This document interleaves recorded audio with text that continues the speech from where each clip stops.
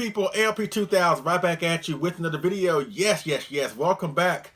Welcome back to another edition of Leslie Chambers Kaiju Reviews on behalf of Collect All Monsters. And yeah, woo, everybody's been talking about this guy for the past couple of weeks. Yes, and I finally got this guy in my hand. Oh my god, this is such a cool piece. It really is. So you know what? You already clicked the title. You see what we're covering here in this video. So without further ado, let's dive headfirst into this awesome Mondo figure review. And today we'll take a look at the Mondo Godzilla Museum series of the 1970s animated Godzilla, also known as the Hanna Barbera Godzilla from the Hanna Barbera cartoon. Yes. Oh my god, this thing is so amazing. Oh my god, yes. Woo! I love this thing. Let me just get that out of the way right now. I love this thing. I love this figure. Even though I know it's been getting some heat as of late from a lot of people, or for some people, I should say. But I want to just go and get this out of the way right now. I love this figure, and I will spend the rest of this video telling you why I love this figure. Now, before we get into the amazing figure, let's talk about the amazing packaging. Yes, this is the box of the figure. Yes, with a picture of the figure in the front. Looks really good. You have Mondo on one side. On the other side, you have basically like a history of the Godzilla Museum series from Mondo. And it shows like a picture of the 1954 piece that's similar to this Hanna Barbera Godzilla. And I think it's dropping now. I think it dropped around the same time as this guy. More on that later. And of course, the upcoming Attack Peter figure, which a lot of people are going gaga for. I don't blame them because that figure looks so amazing. So this is good. On the side of the box, we have like a little history of this line of figures from Mondo, the Godzilla Museum series, you know. And on the back, you know, has picture of the figure, headshots, back shots.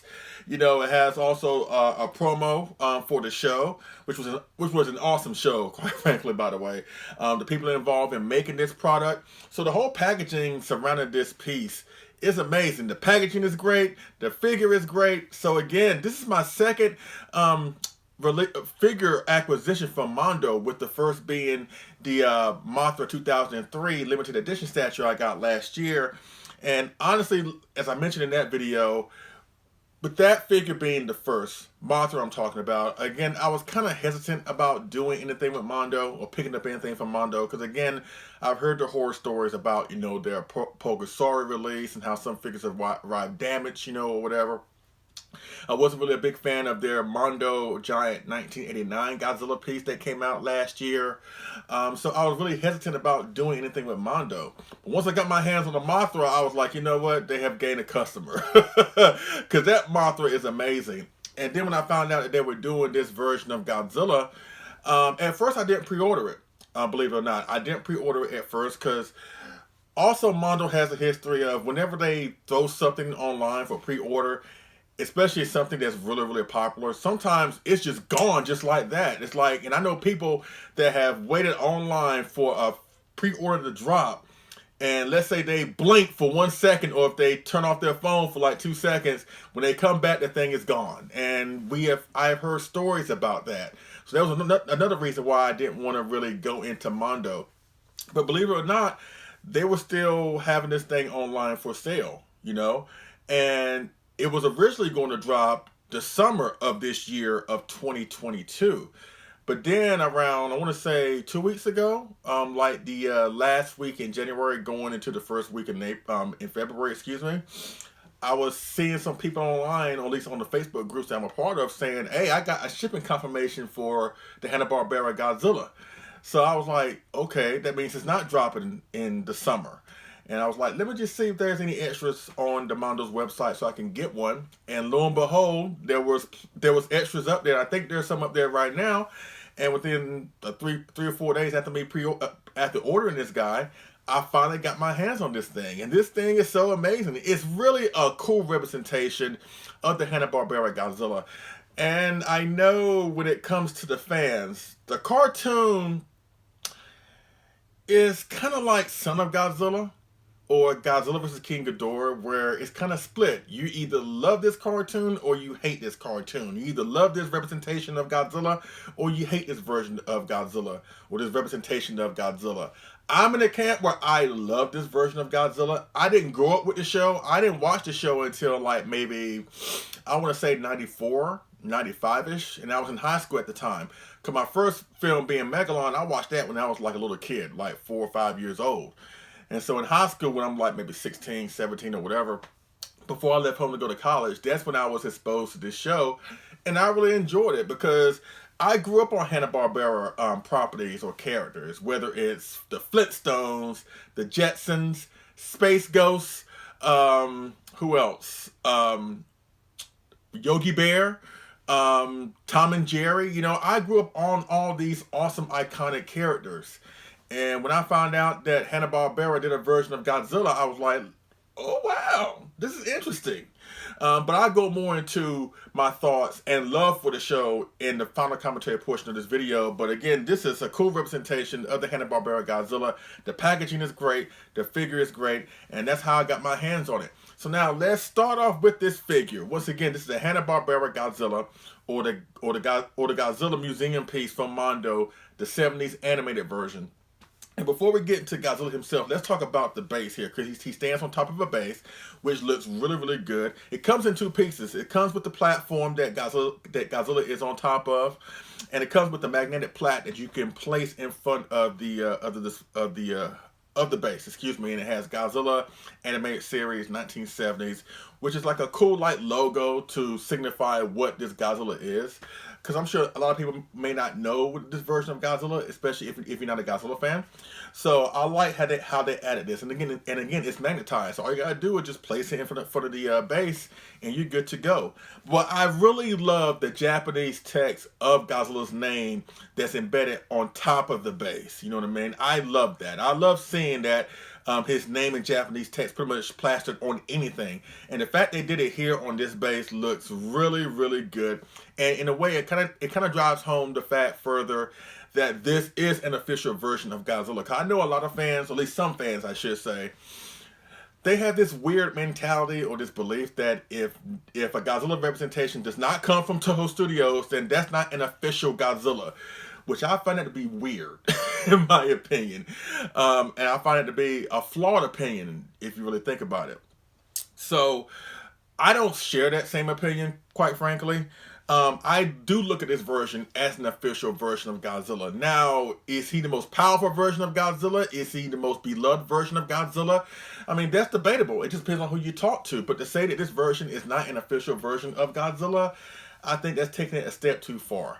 But again, I love how they put his name in Japanese text on the base, once again, to drive home the fact that this isn't a version of Godzilla. Despite how you feel about it, this is an official version of Godzilla. He is no different than the 54. He's no different than Shin. He's no different than Legendary. He's no different than the Heisei. So, and I like that. I really do like that. So now let's go with the figure himself. Godzilla, the Hanna Barbera Godzilla. Woo! This thing is so amazing. The sculpt looks really, really good. Hector Arce, I'm sorry if I'm mispronouncing your name. He also did the Mondo Mothra, or at least had a hand in the Mondo Mothra. And just like Mothra, this thing looks great too. The color looks really, really good. Green, because again, Godzilla was officially green in this representation of Godzilla, at least on the show. And there was a popular misconception before the cartoon came out. There was a popular misconception with the casual fans. They always thought that Godzilla was green. But when you watch the films, the live action films, he's not green, you know?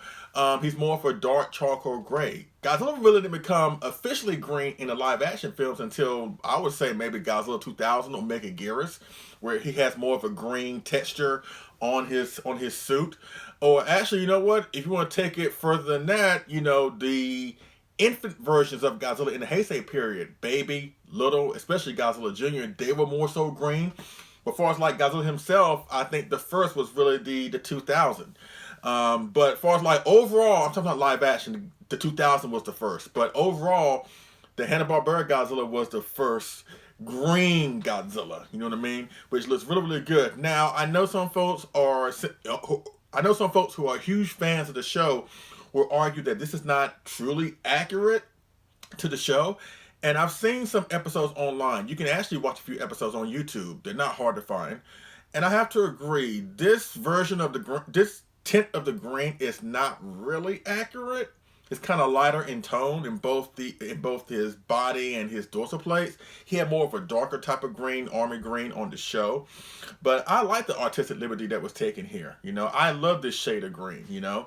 The green looks great on the majority of his body, at least all of his body, I should say. The dorsal plates, darker type of green, I really enjoy that. I love the lines on the figure, you know, because this was an animated version of Godzilla, or a cartoon version of Godzilla. So I like that. It kind of adds more depth to the figure, even though I know some people have kind of pointed out that line on his stomach. But as I mentioned in our most recent episode of Collect All Monsters, I don't have the mind of a 4-year-old, so I'm not going there, quite frankly. I think it looks good. I think it looks great. Not much to it with this figure, quite frankly. What you see is what you get, but what you get is an awesome representation of the Hanna Barbera Godzilla. And I think it's one of the only versions of the Hanna Barbera Godzilla, at least highly detailed on this degree, that you would ever find. So I think if you're a huge fan of the show, you need to add this guy to your collection. Not now, but right now. But again, the green color on his skin, the lines, the animated lines on the majority of his body, the dorsal plates, his eyes, the teeth, the pink tongue, you know, whatever, the claws, the toenails, it looks great. Again, on top of the base with his Japanese, the Japanese text of his name embedded on the base, the plaque in front of the base, signifying what this Godzilla is. This is a cool package. The only criticism I probably would give this guy is that I wish maybe he was a little bit bigger, because the price point was kind of a little bit high for a figure of this size. It was $120. When you tack on shipping, it's like maybe $140, $150. And I'm in the camp where that doesn't really bother me, because I buy X Plus Duffel reels, and I spent more money on a Duffel reel than I spent on this, you know. But again, I kind of wish that the figure was a little bit bigger, you know, because the figure by itself is like 7.5 inches tall. On top of the base is like 8.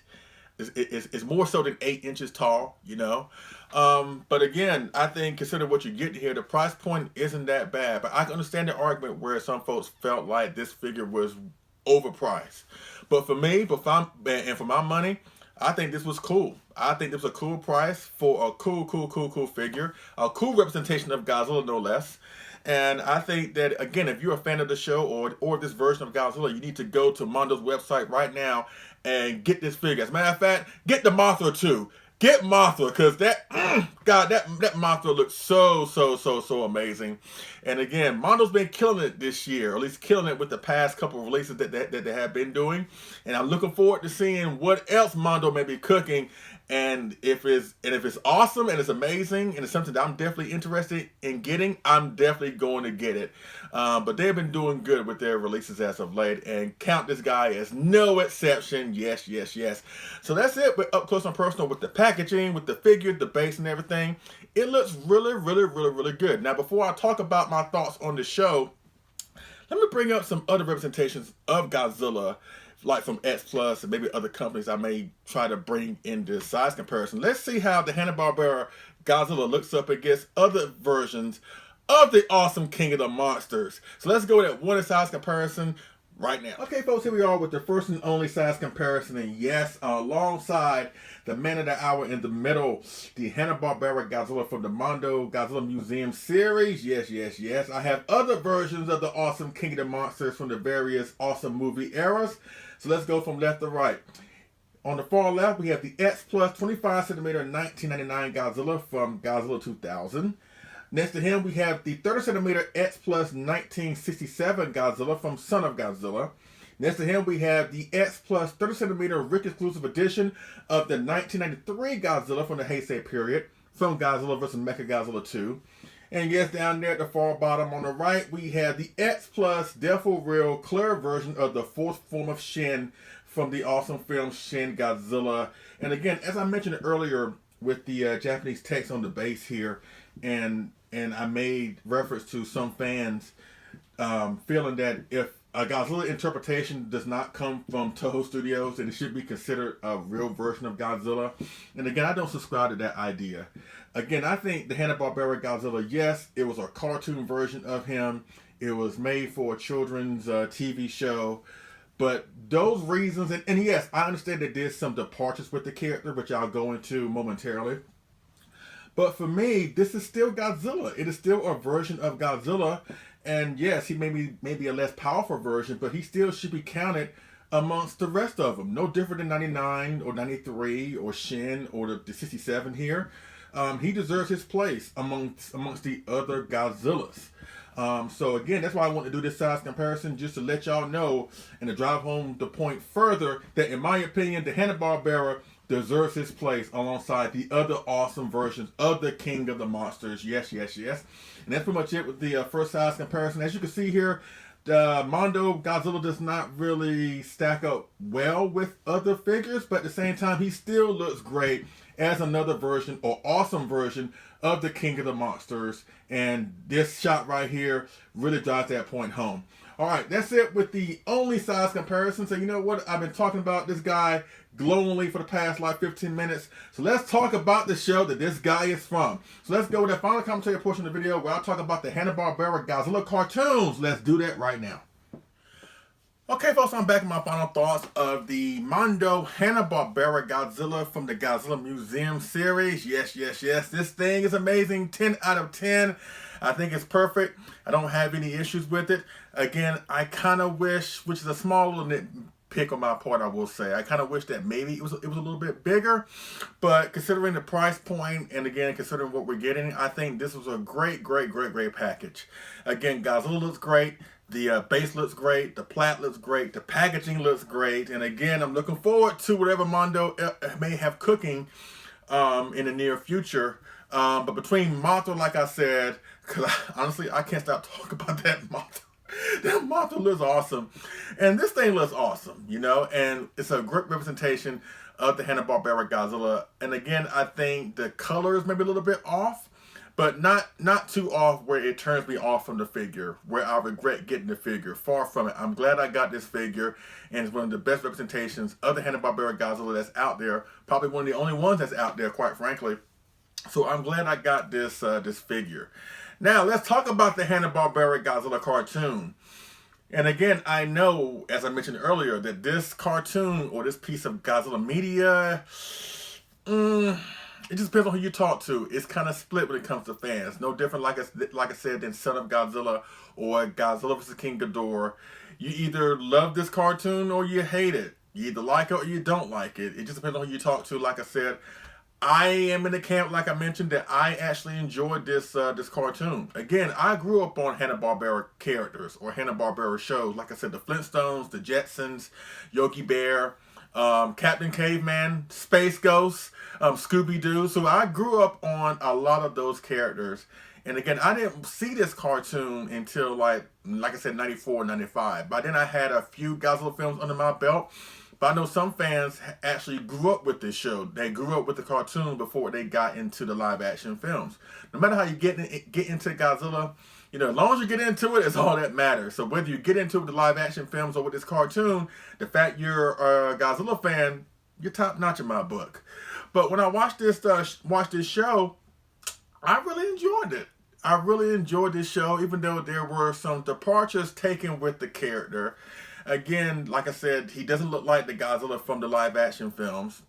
You got to keep in mind, this was a children's show. This was a children-friendly show, so they couldn't really do a lot of stuff that Godzilla was doing in the films, especially during the 70s films, you know what I'm saying? Where we see Godzilla bleed to death. We see him almost killed a few times. Just the violence was just too much in the live action films at the time. They couldn't really pull it off in the cartoon show. And why would they? It's a cartoon show. It's for children. So I understand why they kind of toned down the violence for this show, because you don't really see Godzilla actually physically kill any of the monsters that he fights. You know, he may just wrestle them down and may just throw them off a cliff or something like that. But I think the show was really, really, really, really good. Now, the character of Godzilla himself, again, it's kind of hit or miss with some fans. I enjoy it. I enjoy the fact that, again, it's green. He's green. The fact that he actually breathes fire, which I've seen some people actually have an issue with. Because, you know, the live action version of Godzilla, he sprays like a misty type of spray from his mouth that eventually forms into fire. But this version of Godzilla actually breathes fire, which is basically what he is. He's a fire-breathing monster, so they got that right. The roar, that's another thing. I know some folks don't really like his roar because he doesn't have the Godzilla trademark roar. It kind of sounds like, and I hate to say it, but I'm trying to be truthful here. His roar kind of sounds like somebody is taking a dump.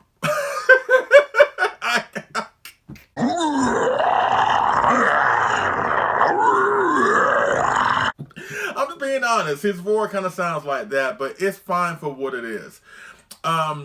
The laser beam eyes. I've seen some folks have an issue with that. That really didn't bother me. I actually enjoyed that. When he did it for the first time on one of the episodes that I did see, I was like, wow, that's a cool feature, even though I know that's kind of redundant.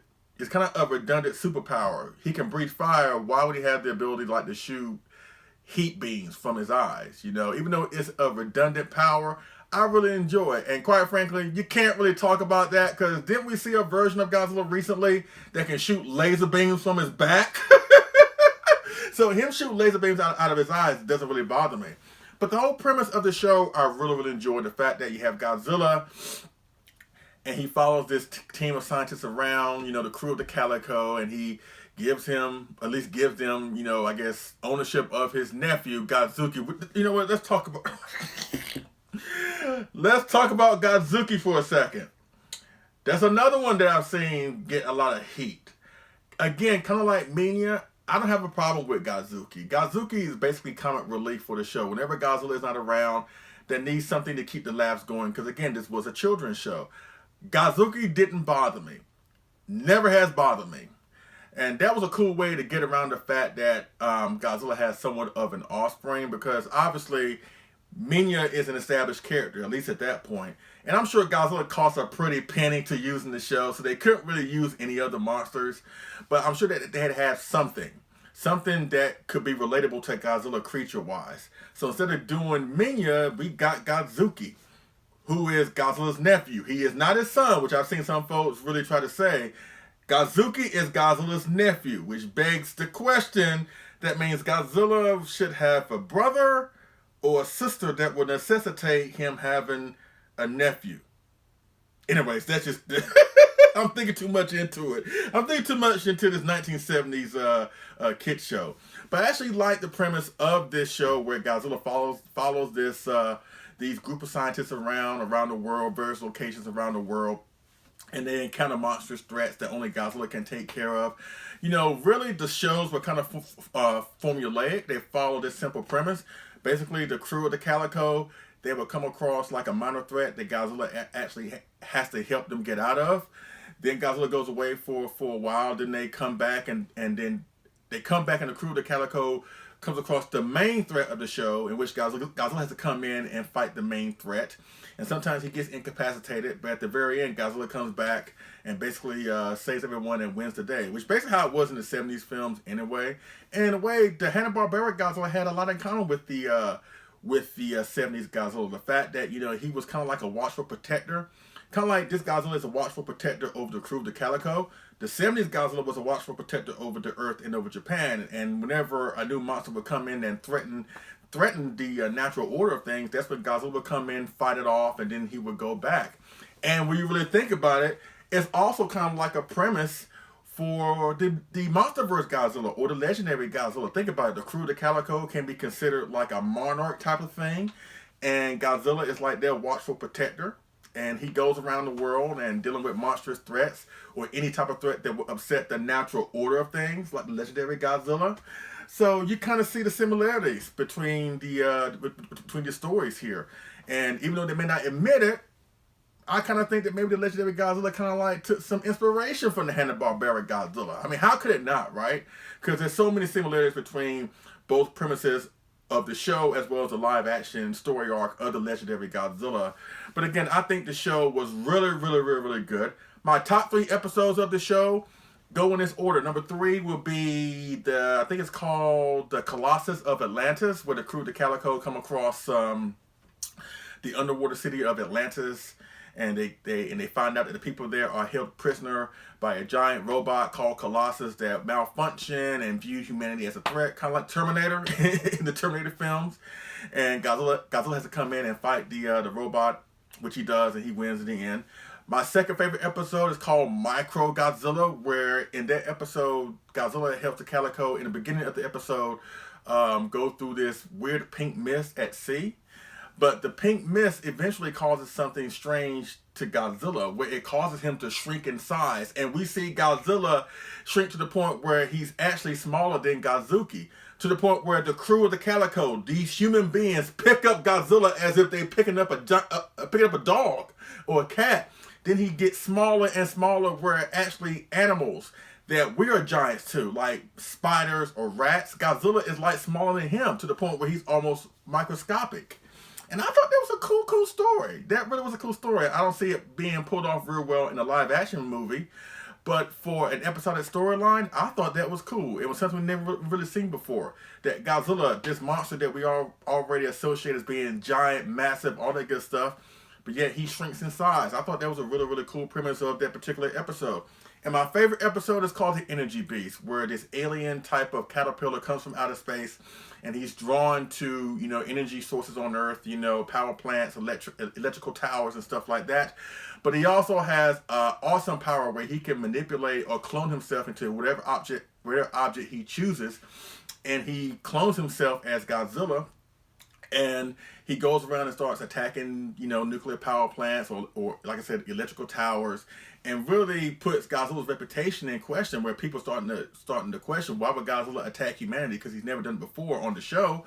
So I like that premise, which then draws the attention of the real Godzilla, and we see both Godzillas go at it. And you already know, I love that. I love that storyline, because we kind of saw that in 74. And I've always wanted to see them do more with that storyline, where we see a version of Godzilla take on a different version of Godzilla, or the same version of Godzilla, having them go at it. So the fact that they did this on this show makes that my top episode. Again, the Energy Beast. But my top 3 episodes, again, is the Colossus of Atlantis, Micro Godzilla, and the Energy Beast. But again, please go back and watch this show. If you can find them on Amazon on DVD, I don't know if they got them on Blu-ray just yet, but I think they are. They're definitely on DVD. But if not, they're definitely on YouTube. Not every single episode is on YouTube. I think they are gradually uploading the episodes on the official Godzilla channel. And just go back and watch the show and understand, again, this is an official version of Godzilla, but it was made for a children audience on a children cartoon show. And to me, he is no different than the other versions of the King of the Monsters. 54, 64, Shin, Legendary. He is up there with them, and he deserves that recognition. Yes. But again, this is a cool show. This is a cool figure, and I highly recommend it. Yes. So that pretty much concludes my review of the Mondo Godzilla Museum series of the 1970s animated Godzilla, aka the Hanna Barbera Godzilla, from the Hanna Barbera Godzilla cartoon. Yes. If you have any questions, holler me down in the comment section. Hit me on Facebook via Let's Be Channels. We'll definitely go from there. Yes, once again, this thing is so amazing. I love it. I'm so glad I got this thing. And I'm glad they actually released it ahead of schedule, because again, it was supposed to drop in the summer.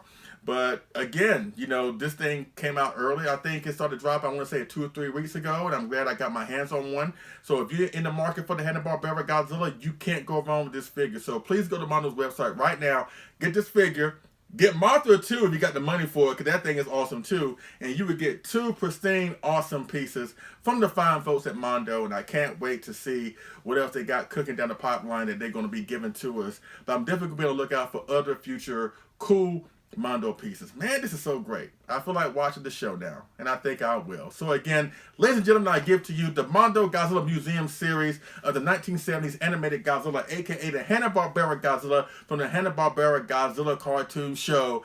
This is awesome. Please get your hands on it. You would not be disappointed. Yes. So thanks so much for watching. I appreciate it, and I will see y'all again on the next figure and move review. All right, y'all take care.